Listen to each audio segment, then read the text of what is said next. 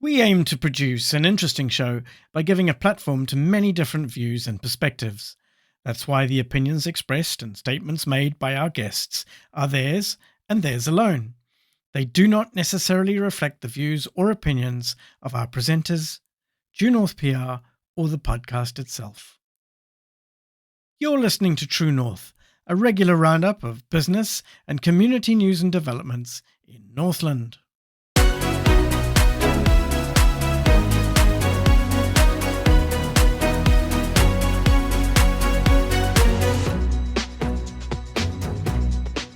Hello and welcome to True North.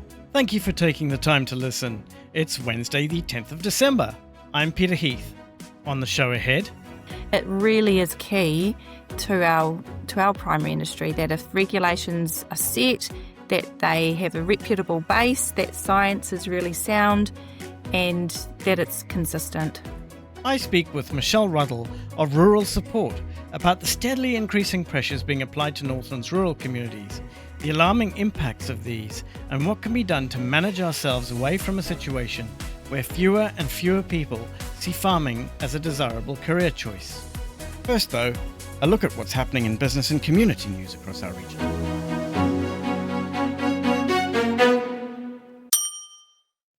Far North, Whangarei and Kaipara District Councils have confirmed the formation of a new elected member steering group, or EMSG, at council meetings last week, which will provide regional leadership for the establishment of Northland's new water organisation. Back in episode 15, which dropped in mid-October, we described how the three district councils had received Department of Internal Affairs sign-off on plans to deliver drinking water and wastewater services across the region. Recruitment for a Northland Waters Establishment Advisory Group was underway, and this group would act as an interim board until the new water organisation became incorporated and a board of directors was appointed in mid-2026. The EMSG formed last week, not to be confused with that EAG I just mentioned, stick with me, you in the back, replaces the elected members' working group, or EMWG, formed before the most recent elections, and will play a central role in creating the new water organisation, which has been given the working name Northland Water Done Well. The EMSG is made up of two councillors and the mayor of each district, as well as an independent expert appointed by the EMSG in an advisory, non-voting capacity. Elected members of the steering group include Whangarei, Far North and Kaipara mayors Ken Cooper, Moko Tupania and Jonathan Larson, Far North District Councillors Anne Court and John Vucic, Whangarei District Councillors Deb Harding and Paul Jovich, and Kaipara District Councillors Craig Jepson and Rachel Williams. Whangarei's Cooper was elected as chair of the EMSG by his fellow members at the group's first meeting last week. The EMSG will oversee the progress being made by Northland Water Done Well's establishment team, which includes staff from the three district councils. While it has no decision-making capacity itself, it will endorse recommendations that are taken to each district council for decisions. And if you're still following this, then well done you. A think tank by former NZ Herald Editor-in-Chief Gavin Ellis warns that news deserts, geographic areas with little or no public interest journalism, are emerging in New Zealand, with parts of the far north identified as likely already at risk. The paper says the situation is deteriorating rapidly as newsroom closures accelerate and local coverage shrinks. Around 40 community newspapers have closed in the past 7 years. Major outlets such as NewsHub have shut down, and broadcast news capacity has been cut at TVNZ and RNZ. A 2024 survey estimated New Zealand now has about 1,400 journalists nationwide, fewer than are employed by the One New York Times. The paper also highlights the rise of ghost or zombie newspapers that still publish but no longer produce meaningful local reporting. The situation is, of course, well understood by the denizens of the True North podcast, which, as we urge you to recall, was created precisely in response to the emergence of our very own news desert right here in the far north. Mr. Ellis argues that social media cannot replace professional, independent journalism and may undermine social cohesion when information is unverified and unscrutinized. The paper calls for coordinated action by government, media companies, and communities, including public funding mechanisms, tax relief, and stronger support for local outlets. It warns that without intervention, democratic participation, local accountability, and business visibility will decline, risks expected to become more visible as early as the next general election. We will, of course, include a link to the paper in the show notes for this episode.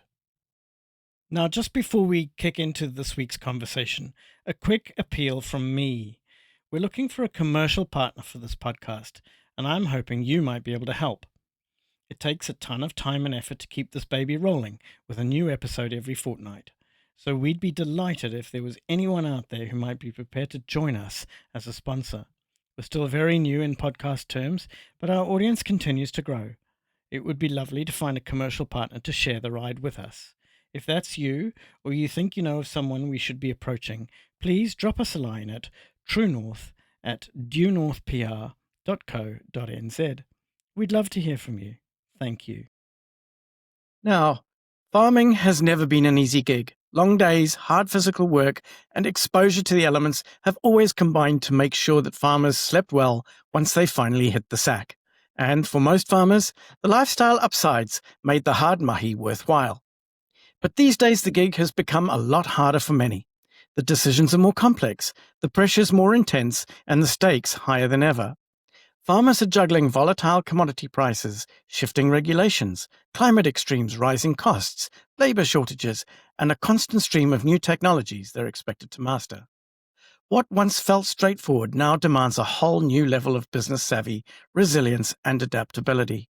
Today's farmers aren't just caretakers of the land, they're risk managers, data analysts, environmental stewards, and entrepreneurs, all rolled into one. My guest today is Michelle Ruddell, Chair of Rural Support to Tokerau and also Chair of Rural Support's National Council. She runs a large-scale dairy farm near Whangarei with her husband and 3 children, and she's an example of the saying that if you want to get something done, you need to ask a busy person. Kia ora, Michelle. It's great to have you on the show. Thanks so much for joining us today. Oh, thanks, Peter. It's an absolute pleasure to be here. And I wonder if that's where the title Jack of all trades comes from when you talk about the many hats a farmer wears. Absolutely. Absolutely. And boy, they are. And the other half of the saying is master of none. And that certainly doesn't apply to the farming community. So, yeah, no, they're an epic group of people.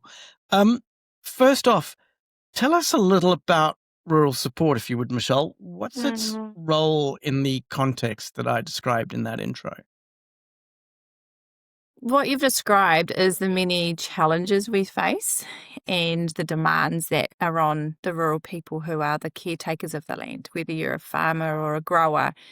Those demands are complex, they're changing, and they are tough and very challenging. And Rural Support is a charitable trust that is there to support you through all of that. We provide confidential, impartial, one-on-one support, and we also do wellbeing events in our communities. And those wellbeing events are really crucial to bring people together, but also to provide support in a different way. And then we also are there to support you through those tough times during adverse weather events. So the preparedness piece before the adverse event, but then the response and the recovery afterwards. Okay, so resilience, mental well-being. Is there a skills development side to what the trust does? Yes, there is, and that's part of the challenge, I suppose, of being in the industry with rural support, because we're helping those that need that all-encompassing holistic support and care, but we also are wanting to help educate and inform so that they can understand how not to necessarily get as dark or as down as what it can sneak up on you. So definitely tools and skills around that, building our own resilience in those tough times.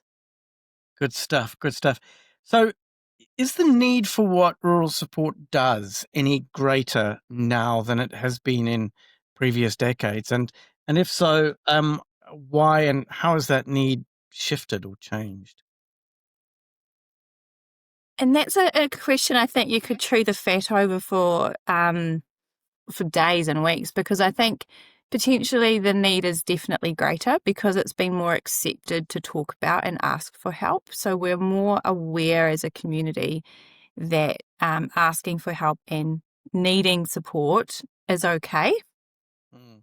I don't think I think the need was there probably 20, 30 years ago. It was just not as accepted to ask for help. And um, our challenges that we face now are a lot more complex. Our farms aren't run by a family, kind of just doing what we were doing years ago. It's now a business that's managed more externally through compliance and regulations and legislation. So there's a lot more to understand. There's a lot more to include into your business planning and your financial planning. So yeah, on those things, I'd say that yes, the need is definitely greater Mm. and a lot more complex. Hey, on the compliance front, are farmers overregulated, Michelle? And you know, it's an ongoing discussion, I guess. But the reality is are farmers overregulated, and are we stifling the golden goose? Well, that's a question that's probably not a real support position to answer. Okay. But we're there to help support those that find the changing regulations hard, because we're there, essentially, farmers and growers are there to care for the land, to produce and provide the food for us. And those regulations at times, because they do change, is what makes business harder. So when you say it's not a question for rural support to answer, is that because you're not a lobbying organization? Absolutely. You're a well-being and resilience and farmer support organization. Yeah. So we're not there to Okay. advocate, we're not there to lobby. We're there to understand what's happening on the day and then help support those people through what it is that they're having to work with on Okay. any. So do you have any form of contact with government at all, with Wellington, even on the less on the regulatory side, but more on the well-being side? Absolutely, absolutely. Yeah. And our rural communities ministers and our agricultural ministers are well involved, and also our mental health minister, um, Minister Matt Ducey at the moment. So they're really engaged in understanding how communities are working, what the gaps are, and what pressures they're facing. Mhm. And so rural support is able to talk to that. And we are able to say, hey, this is what we're finding. And because we're an organisation that covers the entire country, we do have a really good network of of people that we can that understand those challenges. Okay. So, um, what are the pressures you hear about most often from farmers today? Are they financial pressures? Are they regulatory? Are they environmental, or are they social?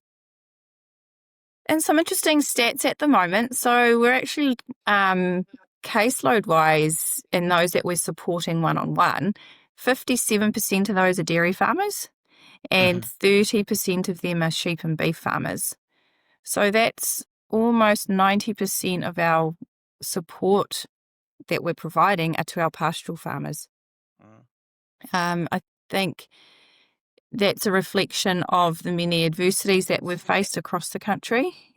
Pastoral farming is under a bit of pressure with the climatic events that we've had, but also we're getting 80% of our calls are from the 21 to 50-year-old age group. Wow. And the split between male and female is about 50-50, Yeah. but the main reason that we're getting phone calls is actually employment. So a quarter, 25% of our calls currently are to do with employment issues. And then second to that is the mental health strain that our people are facing. So following quite closely behind that, though, is your climatic, your financial, and your relationship concerns. So yeah, you think with high commodity prices, the fact that it's dairy and, well, our pastoral farmers that are still our highest community that are asking for support, it's still tough out there. Yeah, no, for sure. Hey, I was intrigued by the 50-50 male-female split. Is that Mm. female farmers, or is this the partners of male farmers who are jumping in there and asking the questions that their probably more stoic hubbies won't? My challenge to that is the wives are the farmers too. So Yeah, it's a bit of both. Yeah, yeah. bit of Okay. both. All right. All right.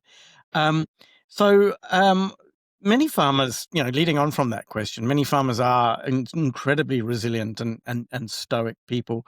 How does that strength sometimes make it harder to ask for help when it's needed? Do you find that there's a point at which these resilient stoic people go, "Oh, bugger it, I need to ask for help," or do they continue to kind of kick that can down the road? Yes, they do tend to kick that can down the road, and they do. They understand that they understand their mental health probably a little bit better. We all do as a community, and so it's recognizing that stress for them too is what carries on day after day. Yeah. And we all experience stress different. What stresses me may not stress you, but Yeah. yeah. And so it's being able to understand that and being able to articulate it a bit better. Mm, okay. Um, Look, I feel there's a perception in some quarters that farmers are always dredging up something to complain about. If it's not commodity prices, then it's the weather, and if it's not the weather, then it's the scarcity of the inputs. But come Christmas time or whatever, they all load up the boat, pile into the Dodge Ram, and bugger off up to the batch at Tokerau Beach. Is this a perception that you find yourself having to combat or deal with when advocating for the rural community in places like Wellington? Not so much Wellington, thankfully. We so no, sure, in Wellington, no, we're not. We're able to Mm. share what's going on and sharing what those communities are needing for support. That kind of narrative was particularly it was particularly out there a couple of years ago. There was this there seemed to be a particularly open and vocal sort of rural urban Divide. divide. Yeah. And am I right in thinking that this seems to have subsided in recent years? Because it did a couple of years back. It did Yeah. seem really quite nasty, right? Yeah, it did. And I think there was a bit of work that I know I attended a couple of discussion groups that was focused on bringing urban groups together with rural groups so that we could understand each other. Mm, And what it came down to was misunderstanding or actually not fully appreciating what each other's position was or the information each other was understanding or getting their sources from. So mm. once we break down that and actually communicate with each other, I do agree. I think the last few years that conversation has subsided. Yeah, because Yeah, it was quite loud and it was it quite was. discernible and it was quite yeah, uncomfortable. I Mm. felt it And was both got on the very out there. defensive naturally because Mm. yeah, Yeah, which couldn't have made life easier for farmers who are already doing it tough, right? To know that a big chunk of the country didn't have their back mm. must have felt a little bit isolating. And I guess you saw some of that rear its head a little bit recently with the price of butter and cheese. Mm. Um, but I think that again has subsided as well. And when you bring in, because everyone's facing the cost of living increase, and that goes without saying it in the farming industry. It's Yeah, mm, yeah. Uh, apart from those failing to turn up mm, moments, or people kind of disappearing off the social radar, which have got to be big warning signs, right? yeah. Big alarm bells. What are some of the other early warning signs that you would encourage people to look out for in both themselves and in their neighbors? In yourself, your sleep changes. I think Mhm. that's probably one of the earliest signs. Your own sleep patterns. We're pretty good at self critiquing, so just notice those habits that might be creeping back in that you've been probably pushing to the side, or if your exercise is your release and you stop exercising, taking real note of what's going on within yourself. Or maybe it's just that you're snapping at the kids more often than you normally would.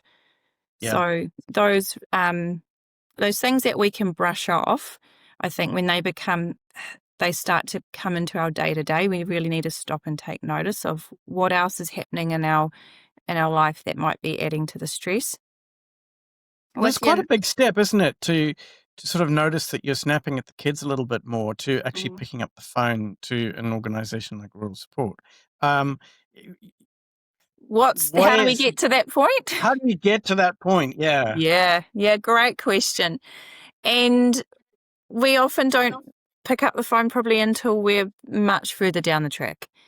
I was at and this is where these community events play such a crucial role. I was at a community dinner, and this older gentleman came up to me and started talking to me about his friend in third person, about how he was noticing that he wasn't as good, or as he was a lot more argumentative and things. And the conversation finished, oh, if my friend wanted to ring and get one-on-one, what would he do? So I Yeah. told him, and the happy ending is that someone of that description actually rang the 0800 number the next day. Oh, that's So great. it's Yeah. about having conversations, and we don't know really how hard someone's experiencing their tough time or their stress, except for themselves or those that are living in the same household. And I really, really push and encourage you, if you haven't got the family support around you, or you don't feel like you've got the friends or someone that you can talk to, Rural Support are rural people. They are farmers and growers themselves. They are often experience some really tough times themselves. That's why they're wanting to give back to their community in this way. Yeah. Yeah. Um, And I alluded to this a little bit earlier, but there's a role here for spouses. Hey, mhm, there's mhm. it doesn't actually have to be the person who's sort No. of experiencing a bit of the black dog. There's a real role there for spouses, and you can help spouses deal with partners and the way Yep, and things that partners are going through, and suggest yep, tools and absolutely. techniques that they can use, right? Absolutely, Yeah. absolutely. Because we all know that if one person in the household is experiencing stress or going through stress, it affects everyone, and it's having Mm. an effect on everyone. And the partner or spouse can absolutely ring Rural Support and have a chat, and then work out the best steps for them going forward as Yeah. well. No, absolutely. Um, so isolation is a theme that comes up a Mm. lot in rural life. What role does isolation play in the challenges that farmers are facing today? And conversely, what role can a strong personal connection and community network play in improving well-being on the farm? And is this something that you guys work on? It is. It is. Isolation can be geographic, so you can be in the middle of nowhere. Or you can have social isolation. So you can still be in a community and feel lonely. And I think that's really good to understand as well. And so when we feel lonely, we don't do our normal, we don't think, I guess, as we would normally, and that things become a little bit harder. We feel like there's no end in sight. The job list keeps building and growing, and we don't ever seem to get on top of anything. We find it hard to find joy in the things that we're doing. Mm. And so isolation and that sense of loneliness um, really does play a big part in how we cope with those challenges that rural life throws at us. Yeah. And we all have, I think we would to be honest to say we all have moments of feeling that way. But it's when we stop engaging with other people that it really can affect us and within our stress and our mental health. And so what we try to do as an organisation with Rural Support is, if we're working with you one-on-one, looking at who your support networks are around you and bringing them into your long-term planning so that when things get tough again or the next time, you've got those networks already in place to fall back on or to use and utilize. And sometimes it really is just about providing an opportunity to get off farm. You know, Yeah, absolutely. a Yeah. different type of event we've done are our breakfast on us, where we bring the breakfast to you on farm at your cowshed, but actually all the farms around you will come for breakfast. So you may not get off farm if it's at your place, but you've now got a community of people coming around for a yarn and something to eat. Yeah. In your gumboots, in your overalls. You don't have to go home and have a shower. You just wash your hands and there's breakfast ready to go. That's So pretty cool. it is really I good. wish I wish someone would drop breakfast off at ours. That'd be great. Yeah, yeah. Hey, are we seeing a drop off in the number of people who see farming as a desirable career choice? And if so, what can be done to manage ourselves out of that situation? Yeah, farming's become a lot more, dare I say, professional, I would Mhm. say. It's been in that I wouldn't say there's a drop off from those coming necessarily out of university or out of training organisations, but I guess there we're seeing and hearing a bit more of a gap from your school leaver to getting into a farming role. Um, so Right. trying, So people are really going into farming via a tertiary qualification of some kind, not necessarily going from school to sort of pick up the family farm without doing yeah, the tertiary. yeah, Yeah. yeah. And I guess when we started dairy farming 20 years ago, and we were employing um, guys on the farm, they'd be an after school relief milker or a weekend relief milker, and that's getting less. Mm, So okay. yeah, I All think right. so. So We've talked a lot about how we kind of build that network and that pathway from your school leavers into farming through. okay. Mm. How does rural support balance that discussion around the challenging aspects of life on the land with the rewards that this lifestyle still continues to offer? I mean, presumably you have an interest in not scaring people away from this career option completely. No, not at all. Not at all. Um, it's a fundamental need for people to be connected. And Yeah. so rural support, we work really hard across the country around collaboration and community. And I think those two things together see the joy that farming brings. It does bring its Mhm. challenges, of course, but when we feel connected and when we've got people around us, it can be really good. And so I think it's really creating the good stories, Yeah. and recognizing we all have tough times. You can work in any industry and have tough times. It's how we surround ourselves with good people to keep going. What does good support look like for farmers in 2025? Is it counseling? Is it community events? Is it one-on-one conversations? Is it financial advice? Is it something else? Or is it all of those? It's all of it, and it's not Yeah. prescriptive. There's Yeah. no handbook, there's no book to say this is your challenge, so this is what you must do or must have. It's none of that. It's all of it, but all Yeah. relative to your own situation and also what you're prepared to start with, try, Yeah. because it is different. And the support, the skill of our ag facilitators who are out there doing our one-on-one support is essentially they're helping you see the wood for the trees, creating a bit of a plan, and then helping you bring in that expert advice if that's what you need, and Mm. walking the journey with you.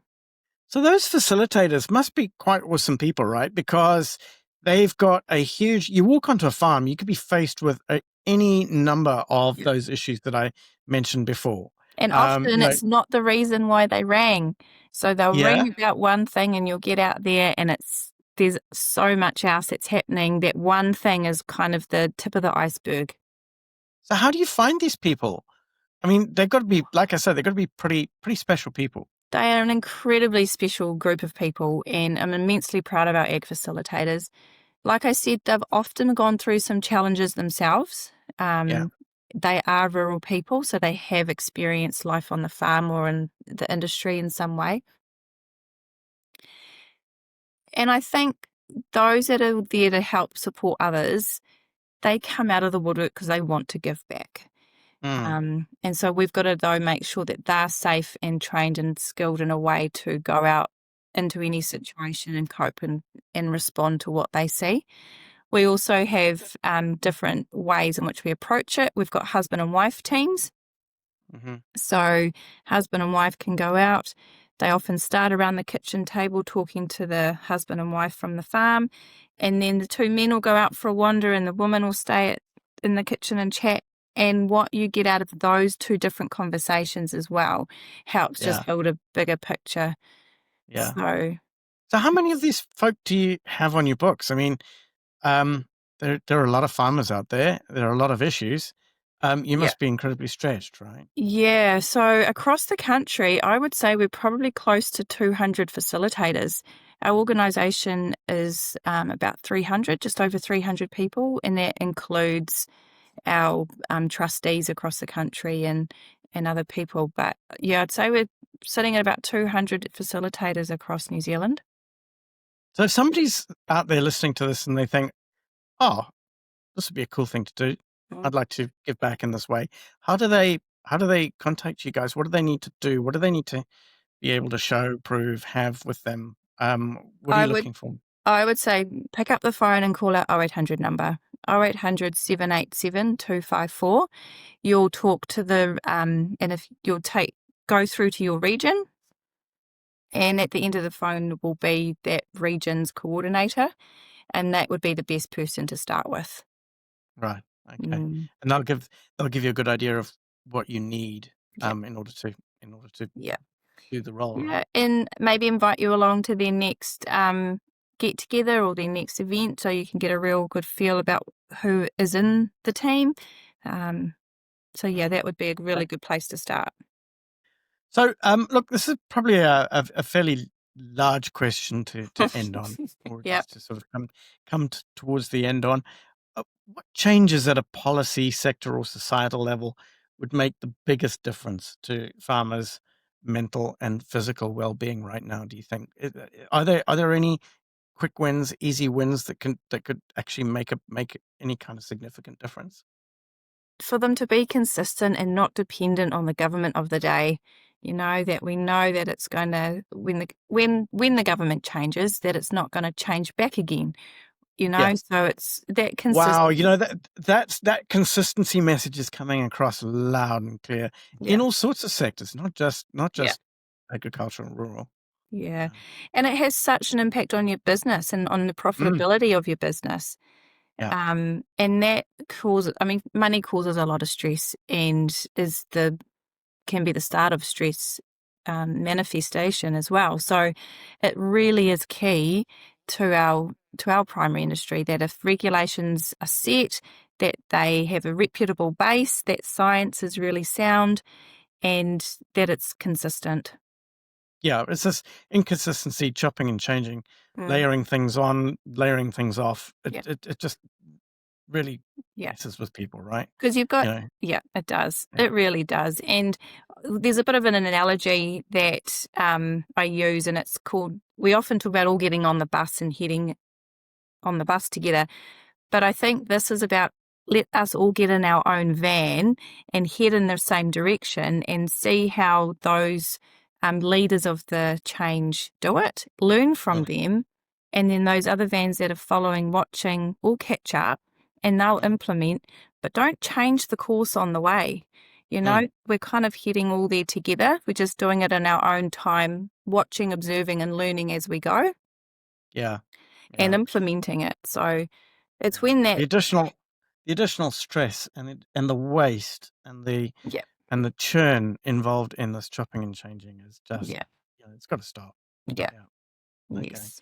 Um, and finally, Michelle, what message would you most like to share with farmers listening who, God knows if we have any farmers listening, but I hope we do, one or two, um, Yes. who might be struggling quietly right now? The key message I'd just like to share is that you are not alone. there is support there when you're feeling alone, and there is no one there that you feel you can talk to. Be brave. You can be brave and courageous and pick up the phone and call rural support. Mhm. There is someone at the end of the phone that will listen, non-judgmental, and help support you through your tough time. And pat yourself on the back because you're doing a really good job, and we all face hard times. And asking for Absolutely. help is okay. We all need it. Fabulous. So that's a great way to end. Well, listen, this is the final episode in this current series of the True North podcast. So thank you very, very much indeed. A very, very Merry Christmas to you, yours, and all of your farmers and all of your members.